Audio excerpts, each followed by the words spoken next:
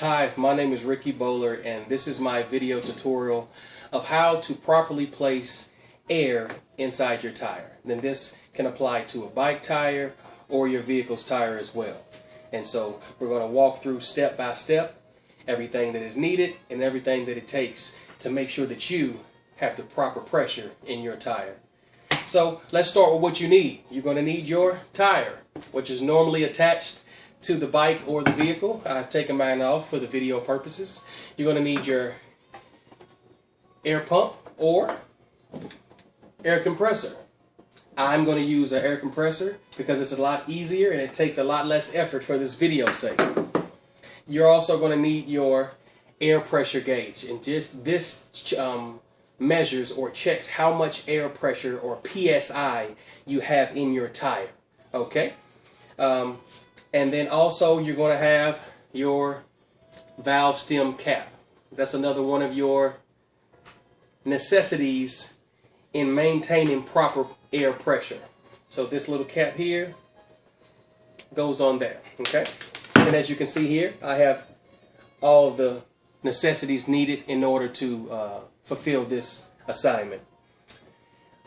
So I'll get started. First, when placing the proper air into your tire, you first want to find out how much air your tire takes. Now, that is always able to be located on the side wall of the tire.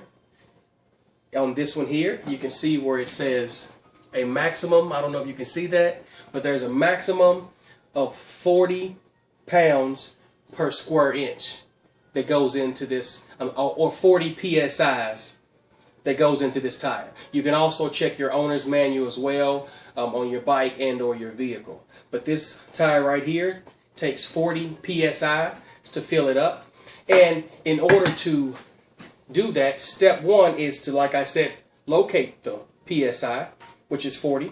And then you want to check and see how much you currently have in your tire before we begin. So you first take your tire pressure gauge and you press firmly and quickly the tire pressure gauge onto the tire's inner tube stem. There is a tube inside this tire, and this stem comes from the tube. And what you want to do is you want to just press firmly, and when you press here, this gauge right here should shoot out. As you can see where the measurements of PSI are located on this strip right here. Okay? So if I have any air in here, then that's going to shoot out and it's going to tell me how much air I actually have. And as you can see, when I place it on this tire, I got no reaction. That lets me know that there is no air at all in this tire. So this tire is totally empty, and that's why it didn't move. And so what we're going to do after you've checked and find out how much you do have, now you know how much we need to put in. Now what I'm going to do is I'm going to gradually place the air in the tire. So I'm going to place some air in. I'm going to stop. I'm going to check and see how much we have. And then after I've gauged that, I'm going to put more in until I reach the 40 PSIs that this tire can take. Okay? So what we're going to do, we're going to cut on the air compressor. And I hope you can hear me. I'm going to take this and I'm going to place it all the way on to the stem. Now this time, when I place it all the way on the stem, I'm going to leave it on there so air can begin to go into the tire. So as before, I place it on there with the quickly and firmly, and then let it down just so this shoots out. This time I'm going to leave it on there so air can fill up the tire. Okay.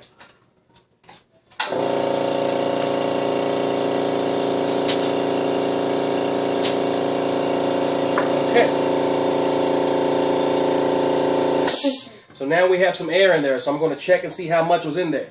These work a lot faster than manually pumping a tire, okay?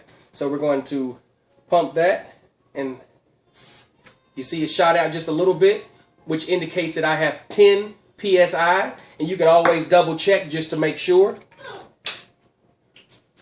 Okay, yes, and it's still shooting out about 10 to 12 psi. So we have a little bit to go. Okay, so I'm gonna go and do it again.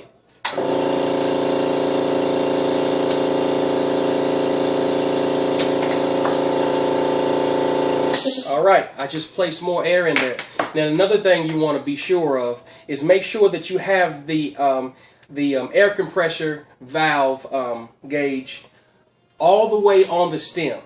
If you hear air releasing, listen to this, then you know you properly don't have it on the tire. You have to place it all the way on so that you don't hear anything when you place it on. Maybe at the beginning, but then it stops because you have it all the way on. Okay? So we're going to place some more. We just placed more air in there, so we're going to check it again. Hold on 1 second.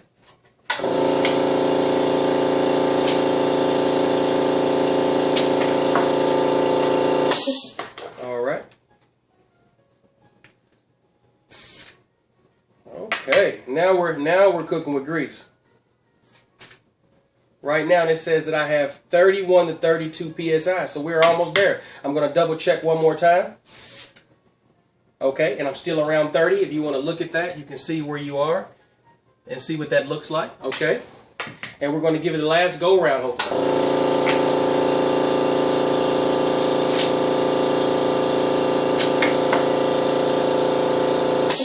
Like I said, it doesn't take much. Okay, and if you can look, we're right there at about 40 to 41. I'll try it one more time to double check it. All right. All right, and again, we're right at 40 to 41 psi.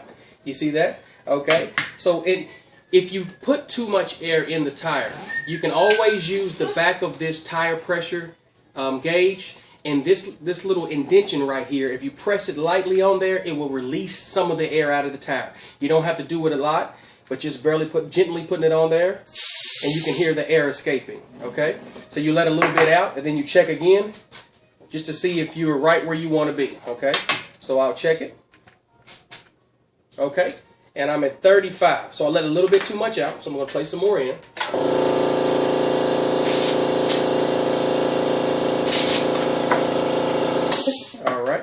I'm going to check it one more time. All right. And you can see we are right there at 40 psi's. Okay? All right. So again, what we want to do is we want to go back over everything we need, and then we want to also have a recap so we can find out the steps that it took to get there. So step 1, locate the psi. Can you see that? Bring it closer. So we want to locate the psi on the side of the tire wall rim. Okay. And then step 2, we want to remove the valve stem cap. You see that? All right. And then we want to use our tire pressure gauge to see how much air we currently have in the tire. Okay. Once we find out how much we currently have, which this indicates here, you can see that. Okay. Then we want to go ahead and place some air in the tire. Okay. And then after that, we want to check again, placing the air gauge back on the tire, just to get our final recap. And then you do that so on and so forth until you meet the desired air pressure in your tire. And last but not least, don't forget to put the cap back on the tire, okay? And I don't know where I'll be with my cap. Here we go.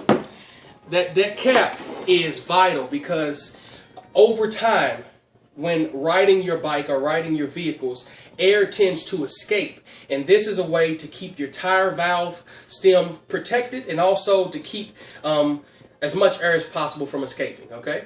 So my name is Ricky Bowler, and hopefully you feel comfortable with changing your own, well, not changing your tire, but putting air in your own tire, okay? You have a great day and God bless.